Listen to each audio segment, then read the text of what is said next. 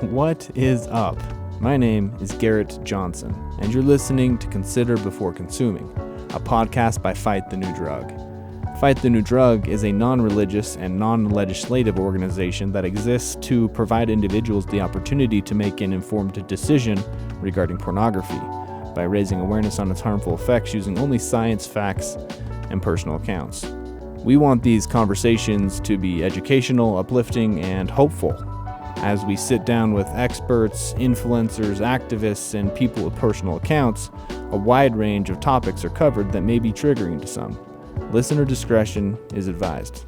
With all that being said, let's just jump into the conversation. We hope you enjoy this episode of Consider Before Consuming. I do want to acknowledge that this is not an easy topic to talk about. Yeah. And so, first of all, props to you. Thank you. Because you're 19 years old. Yes. And you have a good head on your shoulders. Like, you got things figured out. You know what you want to do in life.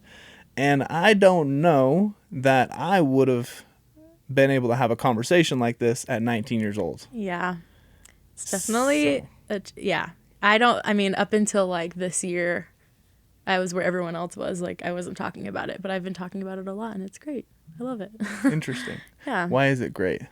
I love it. I just feel like I'm fully being myself, for the first time. Wow. And I feel like they say, like, everyone has a chapter that they don't read out loud. A friend of mine told me that recently. And it's like, and I was thinking about that, and I was like, that's true, but I don't anymore, which is fun for me it's interesting because, like, that was my chapter that I never, like, read out loud. But now I'm reading, like, every chapter of my life out loud, and, like, there's other parts of my life that I just feel inspired to talk about. So I'm just, like, so open with everyone now, and it's, like, the most, like, liberating feeling, to be honest. Wow. Yeah. That's amazing. Yeah. So when was the first time you experienced some of the negative consequences of pornography? So I first got exposed to pornography. I think I was about 10 or 11. I can't really think of a general time of a general memory until actually a couple days ago. I was thinking about it and I remembered something that I literally forgot about for so many years. What happened is I went to a friend's birthday party, and I was in like the 4th grade, and there was pornography like up on the walls of the house, like pictures. And I mean, she lived with like her dad and her brother, and so I don't know what vibe was going on there, but I think that was actually the first time I ever saw it, because like I said, I didn't remember that until just recently. I was like, wait, I think that was the moment where I was like, whoa, what is this? Because I remember having like this sick feeling. I was like, that is interesting. Yeah. And I remember like calling my mom. I went to the bathroom and I called my mom. I was like, come pick me up. Like, there's something wrong here. And she came and picked me up, and I didn't tell her what actually was there. I was just like, oh, I just didn't want to be there anymore. I think I told my friend that I was sick or something, but I think that was actually the first time I saw it. I was very just confused, I think, because I just knew that, I just knew it wasn't right, because to see like these pictures it was women, from what I remember, just like without clothes on, just like up on the wall. I was like, I was just confused. I didn't know that was a thing. I don't know. It just made me feel like almost sick to my stomach, because I was like, something's off about this. Yeah. But again, I was just really confused. But I think that was honestly the first time I ever saw it. So, yeah. And you're in 4th grade. Yeah. Which is so young. So young, yeah. So young. When I watch your video, and I see pictures of you at that age, I'm like, goodness gracious. Right? You are a baby. Yeah. And it's like, oh my goodness. It weirded me out to see, like, the pictures brought Yes, yep. a new reality of like, oh my goodness, she is so young. Mm-hmm. Yeah, I totally agree. I will like meet kids that are like 10 or 11, and I'm like, I'm 19, so I still have my whole life ahead of me, but it's like, they don't even know, like, it's like disturbing, the fact that I was exposed to it at that young. Because yeah, you're right. Like, I was a child. Like, I will look at the pictures of myself and I'm like, I cannot believe that I had this like big secret at that age. Yeah. Like, you that think chapter you weren't reading, huh? yeah, and it's like kids Out that loud. age should be like, I don't know, like Enjoying playing with childhood. yeah, playing with like easy bake ovens and like I don't For know, sure. like yeah, it's crazy. So why didn't you tell your mom? You said you called her, she came and picked you up, but you just told her you wanted to leave. Why? Yeah. Why is that? Because I don't really, I mean, it's just, you know, when you're little and you see something that you're not supposed to or do something, even though it wasn't my fault, I just went to this party and it was there. You just hide it from your parents, you know, you're like, oh, I don't want to get in trouble. I don't know if I thought maybe I would get in trouble for seeing it, even though it wasn't my fault. But yeah, I just knew it was wrong and didn't want my mom to know. So Interesting. yeah. Do you feel like when you say that you knew it was wrong, did you grow up in a house that talked about the harmful effects of pornography? Yes. So we talked about it a little bit, but it was honestly like kind of beat around the bush kind of thing. I feel like we didn't, it's just like an awkward thing for parents to talk about. And so I didn't have, like, I knew what it was. I just knew that it was like these pictures, videos, or whatever. But that was it. Like, I don't think that we ever really talked about like what bad can come of it, because I honestly, like, I don't know if my parents know, or I don't know if they knew how to talk to a kid about it, but Yeah. I mean, it's a hard thing to talk about, but yeah. Did you feel shame? Tons of shame. Did you? Yeah, the whole time. I think anyone that has a problem with pornography, I think shame is like inevitable. Yeah. When did the shame start that day that you saw it? I would say so, yeah. I think it did. Yeah, I think that the shame was definitely there the first day, just that I even saw it. I guess it just spiraled down from there. And when you say it spiraled down from there, when was the next time you were exposed to pornography that you remember? So I think the next time was, I've always just been a very, I guess it's like a blessing and a curse that I'm a very like curious person. And I'm like the kind of person that someone will say something's bad and I'm like, okay, let me like try to figure it out. I always like want to try things for myself or like see it myself. It's kind of, I think a lot of us are that way, though. yeah, I think it's a normal thing, but also it's definitely it's not so good for me. But I think I just was curious. Also, like, I was, you know, obviously when you're little, you're curious in sexuality and stuff, and also on top of that, I was curious about just like bodies in general and like the way that they worked, and like I was like interested, and I still love like the female like reproductive system, because I always wanted to be like an OBGYN, and I wanted to deliver babies and stuff. And like I was like a freak about it. I'm not kidding. I would literally read my mom's textbooks when I was little about it, because I thought it was so interesting. And like I've seen like birthing videos and I think they're cool. Like it is an amazing experience. It's so cool. Yeah. I have 3 kids. Yeah. And I didn't birth them, but I'm glad. I was there. It's just crazy, it's right? It's an amazing experience. It's an amazing process. Yeah, I've always been like so like amazed by that. It's kind of weird. I don't know. I feel like I was like born to be a mom, because I've always been so excited to like experience that. But yeah, just like a curiosity of just, I don't know, everything. It's when you get to that age, you're just curious about, you know, like the differences in like boys and girls. And anyway, so I think I probably just like looked something up. I don't know. I also was friends with a lot of like guys in the 4th and 5th grade. So,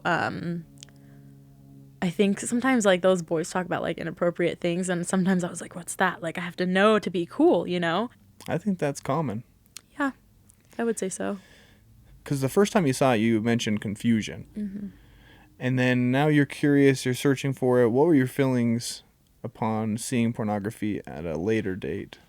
So, the one thing that I vividly remember watching pornography, like by choice, or looking at pornography by choice, once it, like, I obviously got past the confusion and, like, understood what it was, and then kept looking at it out of interest, and then honestly, like, you know, just, like, something changes and, like, you literally just, I don't know, like you just get hooked and like keep looking at it. But I do remember vividly like the most like the kind of like the same feeling that I had that night that I saw it at my friend's house, like this like gut feeling that I knew it was wrong, and it like nauseated me. Like I would feel like nauseous just like looking at it. Like I don't know, like I just knew. And it's interesting because as time went on and I kept looking at pornography, I noticed that feeling like completely go away. And so it got to the point where like I was kind of just like numb and just like looked at it just because it was a habit at that point. So how old were you when you started seeking it out yourself? I would say like 11 probably. It was okay. quick it was like Soon right after after. that? Yeah. Yeah, it was all pretty quick. Gotcha. And how did it escalate in regards to like frequency and like duration of time with pornography? So, I would say at the beginning it was just like every now and then, like not that often, but it definitely escalated to the point of, and this is when I knew it was like an issue, is when like it would get to the point where I would have like an urge to watch it or to look at it, but I didn't even like want to, if that makes sense. Interesting. I don't know if you've experienced that where you're just For like, sure. I don't even want to look at it, but like I need to. Yeah, there's definitely a difference between liking or enjoying Yeah. and wanting. Yeah, it's like I didn't enjoy it, but I wanted to look at it. Interesting. And it got to the point where frequency-wise, sometimes like on the bad weeks, it would be like multiple times a day. I'm not even kidding. Probably like 3 times a day. Interesting. And duration-wise, it wasn't that long ever because I always was like, okay, I gotta stop. But Right.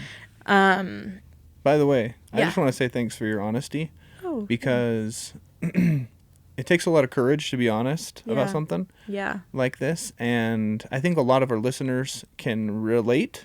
yeah. I'm And sure. so for you to be honest, it's inspiring. Thank you. Yeah, that would be very challenging, and that's not healthy for a 12-year-old to be seeking out any pornography. Right. But 3 times a day, that's Like problematic. as a coping mechanism almost is what I noticed. Yeah.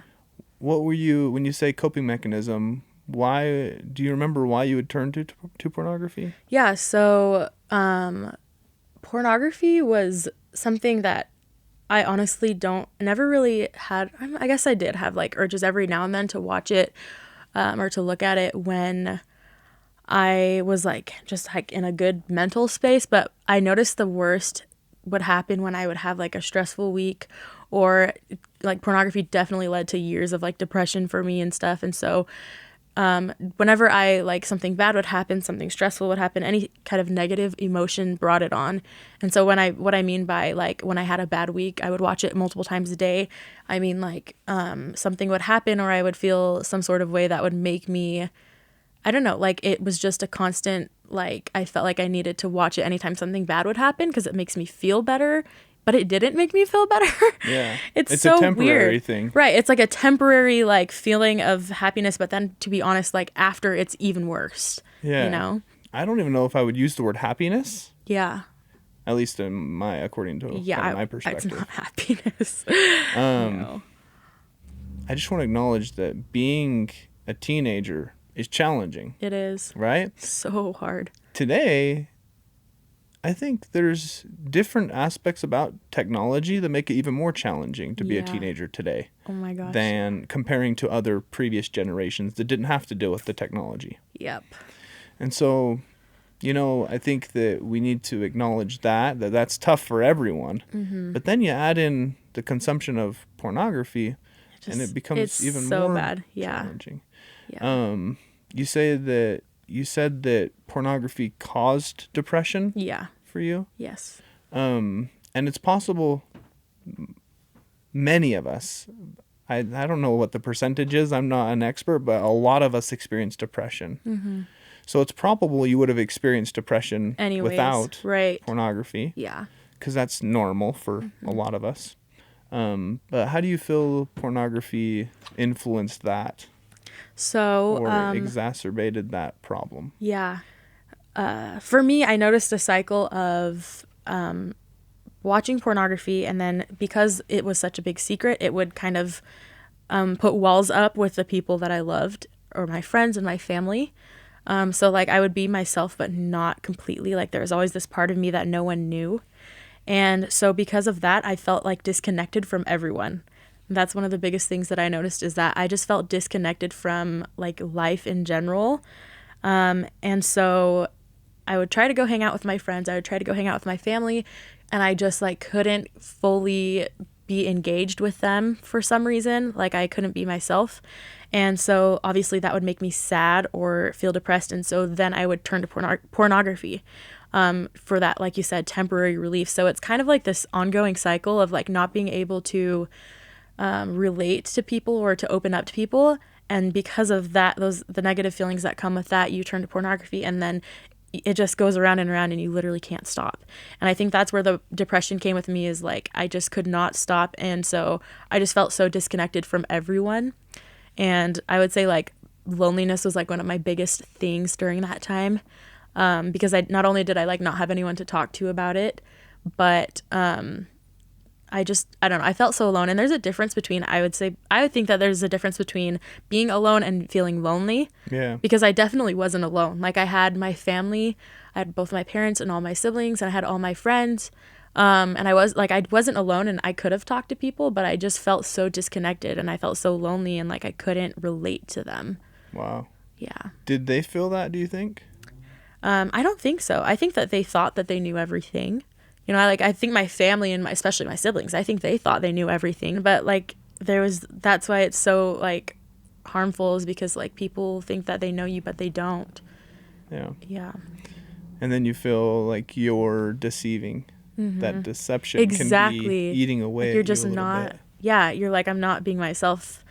And you know, that ties to, okay, so people like love me hiding this part of me. Like if I told them, would they still love me? Probably not. You know, that's what you think. Dang, that's a sad thought. Yeah, you think that they only like this like fake version of you.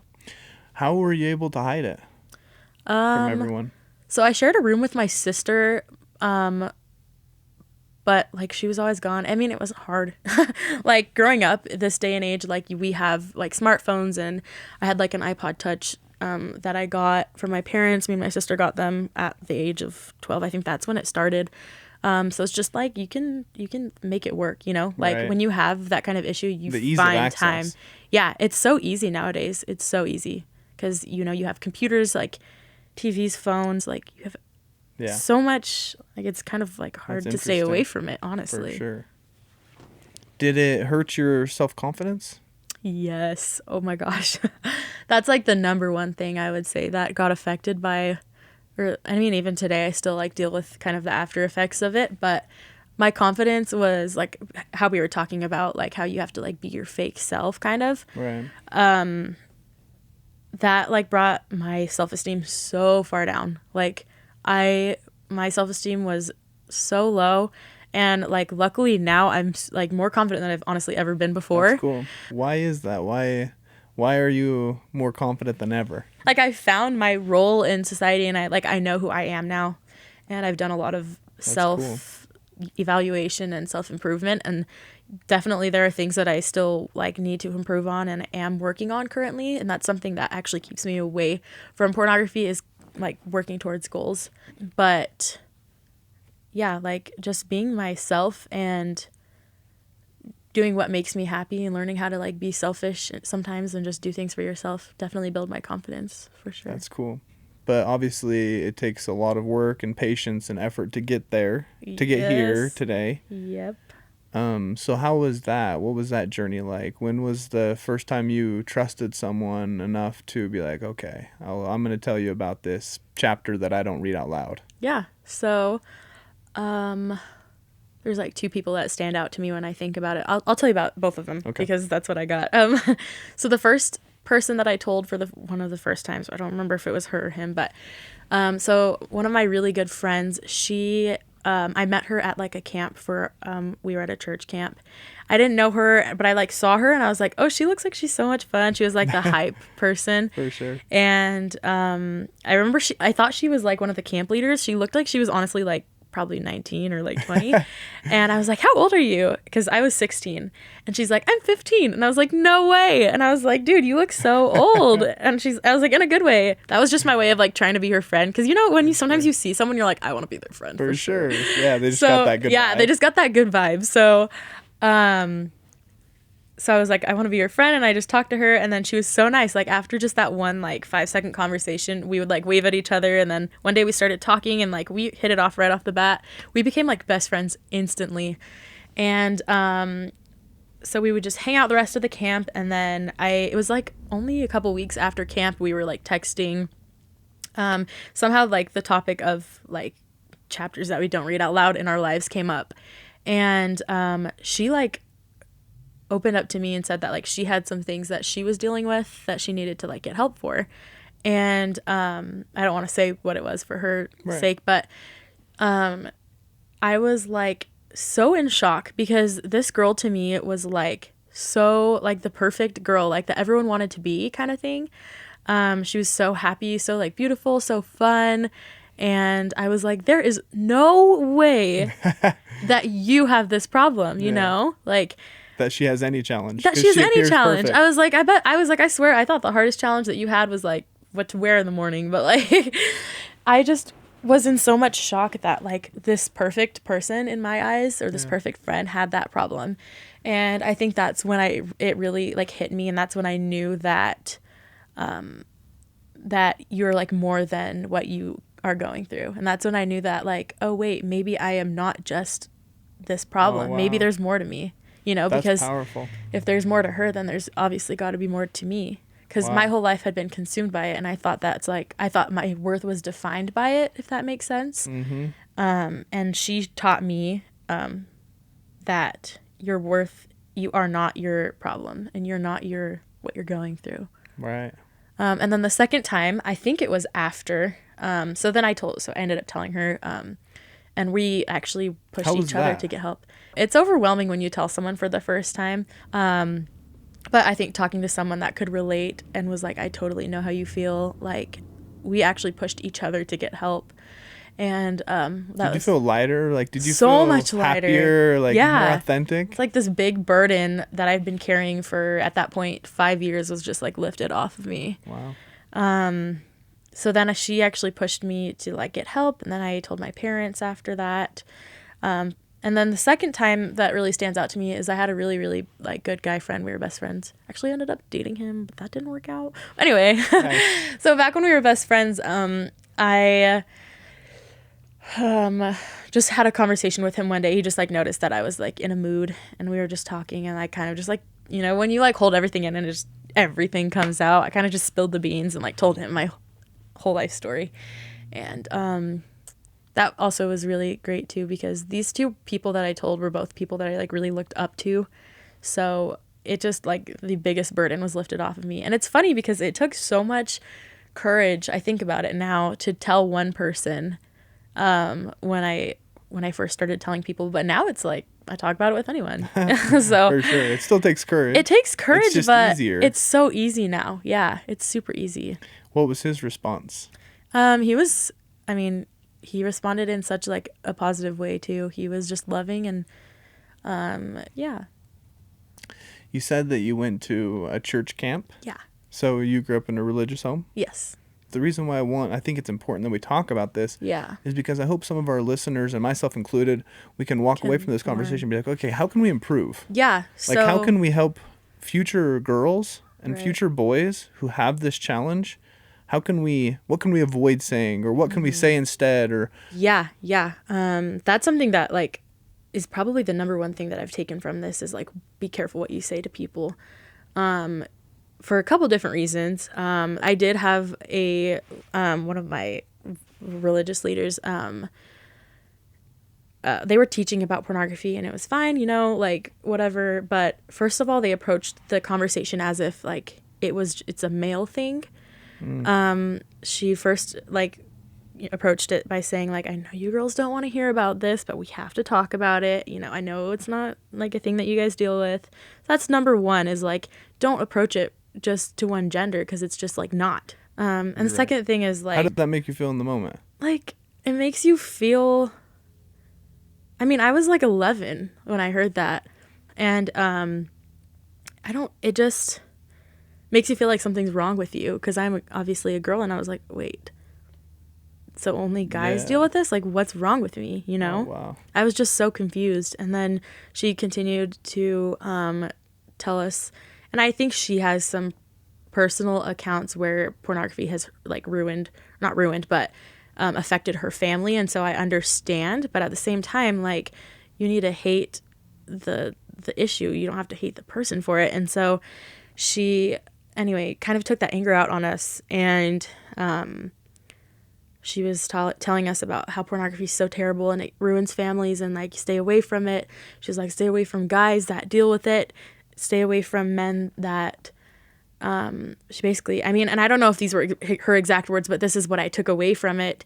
As a 12-year-old was, she told us, you know, that we need to like really talk about it before we get married with someone, which I agree. But then she said, like, if they've ever dealt with it or are dealing with it, that you definitely want to like rethink who you're gonna marry. And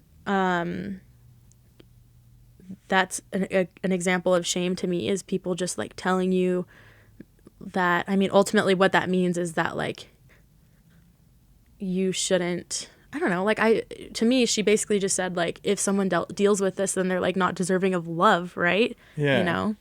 So at what age did you tell your parents? 16? Yeah. Mm-hmm.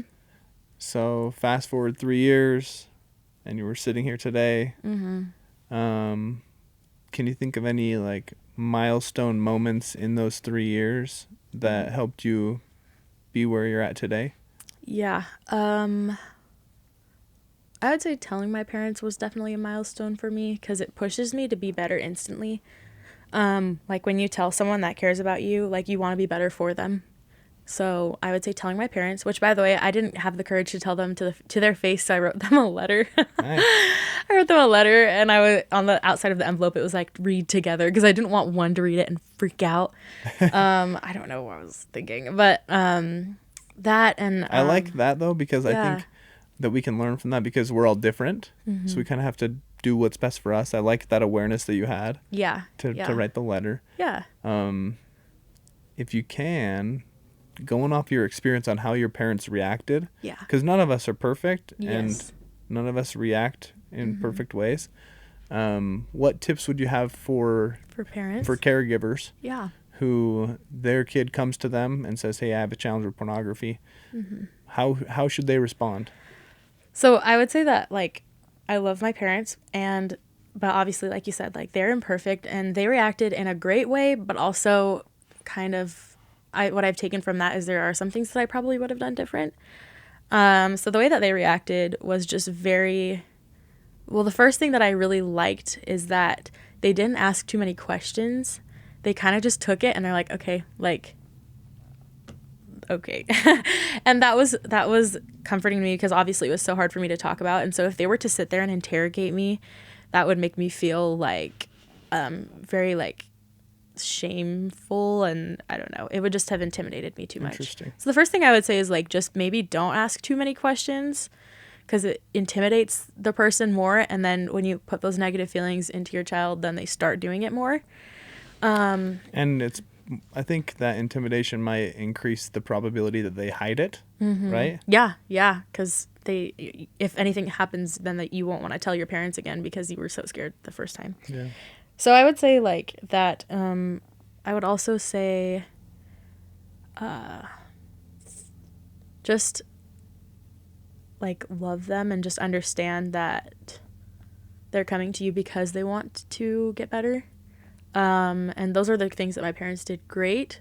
But I will say that the feelings that I did have that maybe, you know, like, they could have done better. But again, this was probably their first rodeo. Like, they didn't know what they were doing. Yeah, for sure. I would say, like, I wish that maybe they would have taken more action to, like, help me do something about it. Because I came to them almost like as a cry for help.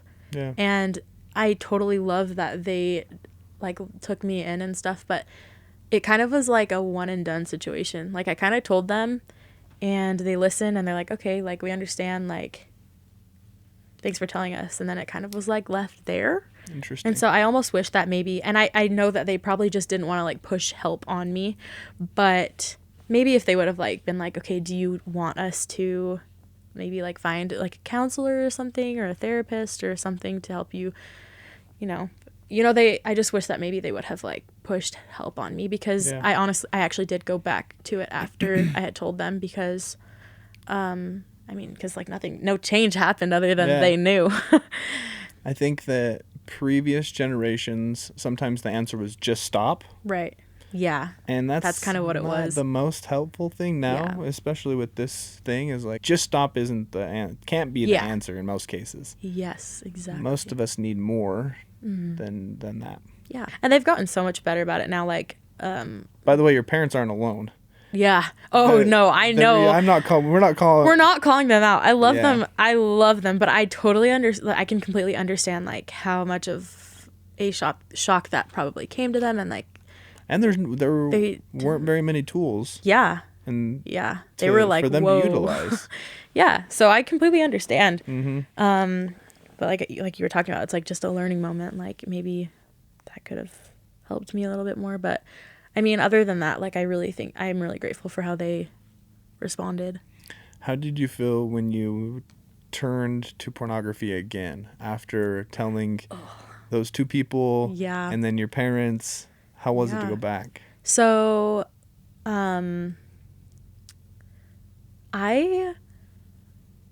like I told you at the beginning that I had like this really distinct like gut feeling, and I was doing super good after I told my parents for a while. And I then, when I started turning to pornography again, I don't remember when it just happened, but that gut feeling that I had 5 years ago came back for the first time. I distinctly remember like feeling like, oh, this is the feeling that I had 5 years ago when I first started. Yeah, I mean, it's almost like I got You had like, become the whole cycle. desensitized? Yeah, well, I had become desensitized, and then all of a sudden, like, when I started talking about it and staying away from it, I don't know, and then I jumped back. There was a healing, for sure. Yeah, there was a healing, and then I jumped back into it, and it's like the process started all over again. Interesting. For the next couple years. So, Wow. yeah. Dude, I admire, once again, your honesty. Thanks. Because so many of us can relate. Yeah. You know? And I think it's part of the journey, right? So it's good to know that other people have had to deal with that too, you know? Yeah. Yep. That's cool. What advice would you have to someone else who has tried to stop again and again and again, but hasn't been able to? I would say, first of all, like, I know this is like super cliche, but like I would say, like, don't lose hope, and like keep remembering that like there is light at the end of the tunnel, and that like even like in your like lowest lows, like there's only one way to go up, and that's up, you know? Yeah. And that it will get better. But I would say that only happens if you take action. So I would encourage someone who's going through it to really talk about it and get the help that you need, you know, whether it's like counseling, have people. One thing that helped me was like setting restrictions for myself. So like on my phone, I have like the parent restrictions, but like I had my brother put the code in, so like I don't know it. Nice. And I don't think he remembers it either. I just said, hey, pick 4 random numbers. And and he's like, why? And I was like, no, like, just do it. And I set the restrictions on my phone. So I turned off like the adult content filter, and I had him punch the code in. And so both of us forgot it. So I set restrictions for myself. Sometimes it stinks because like I can't go to like certain websites just if they mention like the word pornography and stuff. But, yeah, so it like restricts basically everything with any sort of inappropriate words or whatever. Cool. Which sometimes is annoying, but like it's just there to remind me like to stay away from it. So I would say setting restrictions for yourself. It's honestly like one of those things where it's like, if you can believe it, you can achieve it kind of thing. You just have to like believe that you can get better and like really just work towards other things in your life and focus on other things and just get the help that you need. Talk to people. That's like the biggest thing for me, is just talking. And another thing that helps me is, this is like the biggest question I get ever since my video. I've gotten so many questions about this, but it's just like, how? And for me, the biggest thing that helps is just keeping myself busy. So keeping yourself happy, keeping yourself consistently busy. Like I go to school 40 hours a week and then I work an additional like 15 to 20 hours. So I basically have no time. So just keep yourself busy and like, yeah, I mean, there's no, and I was actually talking to my friend about this. She was like, she's like, I feel so sorry for you. And I was like, why? And she's like, because I have anxiety and I have depression, but I can take like medicine for that. She's like, I can swallow a pill and it'll make me feel better. But she's like, there's no pill to swallow to get over this addiction. You just have to do it. And I think that's so cool. It like makes you strong if you've been through it. It makes you strong if you've made it out, because there was nothing you could take to numb the pain. You know, you literally just had to go through it. That's so interesting. Yeah. Well, one thing that's interesting about that comment is I think sometimes pornography is the pill. Right. We take that as a pill to alleviate the anxiety or to the stress. Yeah. So it's like I would agree ditching with that actually. Pill. Yeah, but it obviously does more damage than good. Mm-hmm. So there's like no, it takes a lot of willpower, but you can do it. Like you have to first admit that you have the problem and then figure out what things like triggers, I guess, are your issues, and then just stay away from it. Yeah. Like I have to stay away from a lot of things. I have to stay away from a lot of certain like TV shows or, just things like that. What is it today that helps you feel love and connection? First of all, obviously just like not watching it, but I would say ever since being open with like my siblings in particular, like we've had a connection like closer than ever before. So I would say just open communication with people has helped me personally feel the most connected. Spending time with people and digging a little deeper. I'm a very like I don't like to kind of talk surface level. I don't like surface level people. I mean, I love everyone, but I've always been like, I have a hard time having like keeping friendships and relationships that are surface level. Yeah. I have to always dig deeper into people, and sometimes it annoys them, but like I'm just like, I don't want to know the small talk. I don't want to know your favorite color. I mean, like I'll care to want to know your favorite color or what you had for dinner, but it's like I want to know like what you've been through. And so I think like digging deeper into people like helps you open up, and it also helps you relate to them. And that's cool. That's like how my relationships have been recently. I've had a lot of closer relationships with my friends and family ever since so cool. talking about it. Yeah. That's awesome. Any last words for our audience? Yeah, I would say first and foremost, be careful about what you say and make sure that you're always speaking from a place of love. And you never know what people are going through. You know, like a tiny fraction of their life. And to just be careful and be kind to everyone, because you never know when they're at that breaking point and when like negative comment could send them over. And just try to uplift everyone and try to make some sort of difference and be some inspiration.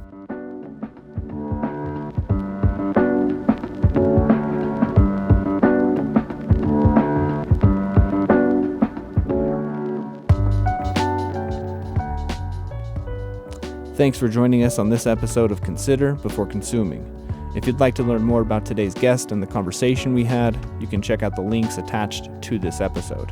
Again, big thanks to you for listening to this conversation. As you go about your day, we invite you to increase your self-awareness, look both ways, check your blind spots, and consider before consuming.